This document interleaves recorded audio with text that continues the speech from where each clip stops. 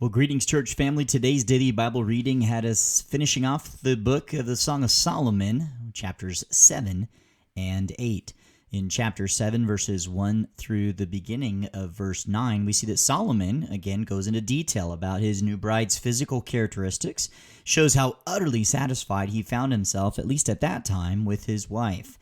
Sadly, we know from 1 Kings 11 that Solomon followed in his father David's footsteps and then some, by adding many wives and concubines to his royal harem.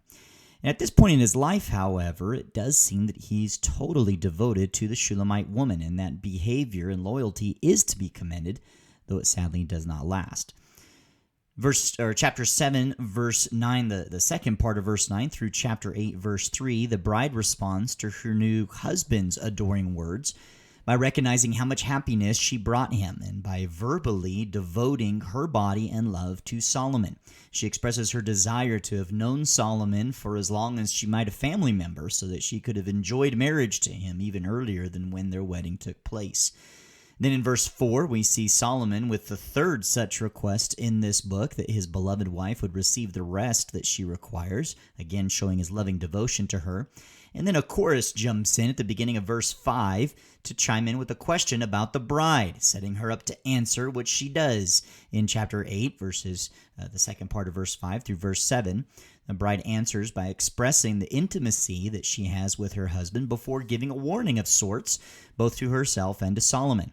That warning, to be devoted to one another as each other's sole spouse because of the power that love has and the fiery passion that jealousy has as well, which would come when that love is scorned. Note verse 7 especially. It's up being rather prophetic. The many waters cannot quench love, nor will rivers overflow it. If a man were to give all the riches of his house for love, it would be utterly despised. Very prophetic when we remember Solomon does not retain the Shulamite woman as his sole bride. He does indeed give all the riches of his house when he marries multiple women, princesses, concubines, etc. And also this idea of this many waters cannot quench love.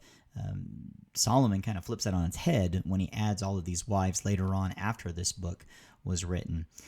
Well, chapter 8, verses 8 and 9, another chorus breaks in. This time, this is a chorus representing the bride's brothers, who mistakenly believed that she was not ready to be married, unfit to be Solomon's bride, but she corrects them in verses 10 through 12, reaffirming her body was hers to give to her husband in marriage at the right time. And then the book ends with a pair of responses here. Solomon prompting the bride with one final statement in verse 13, and the bride repeating her earlier desire that Solomon would always quickly return to her after he's been away from home. Well, as we contemplate the devotion and intimate romantic affection that Solomon and his Shulamite bride expressed toward each other in this book, and remember, all of that within the plans of the Lord, this is what God intended for a man and wife to have for each other. But we do have to remember, sadly, that their marriage would not remain monogamous. Solomon would eventually add all sorts of wives to the Shulamite bride. This is an important reminder for us that in our respective relationships, though they may begin romantically, though there may be that time of devotion to our spouse, we have to show our faithfulness to God in marriage by remaining devoted to our earthly husband or wife. When we think the fire is cooling down, or however you want to put it, we need to put in the effort, being mindful of any foxes in the vineyard, as chapter 2, verse 15 put it, those stress fractures that can seep into any marriage due to our own sinful natures. And we can be reminded of this even when we look at 1 Corinthians 10, 6 through 13, where Paul writes that these things happen as examples for us, that which was written down in the Old Testament, so that we would not crave evil things as they also craved. And that's where he goes into these examples of don't be idolaters. Some of them gave into idolatry. Don't act sexually immoral, right? Immorally, as some of them did in the Old Testament, and the punishment from the Lord as he responded. Not trying the Lord as some of them did, nor grumbling as some of them did. And then he says in verses 11 through 13, these things happened to them as an example. They were written for our instruction, upon whom the ends of the ages have come. Therefore, let him who thinks he stands take heed that he does not fall.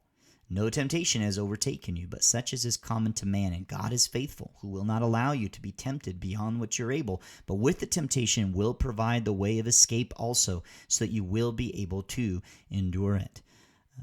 Let's look to that example of Solomon. There's a good example in this book, but then we find bad examples later on when we get to 1 Kings, as we've gone through already, and his reign as king. We need to take heed of that, take heed to ourselves. See that bad example that Solomon's given. Let's not follow it. See the good example that he and the Shulamite bride gave towards each other in the Song of Solomon. Follow that example in our own marriage relationships. And remember that temptation, the temptation of sin, it will eventually overtake you if you're not in Christ.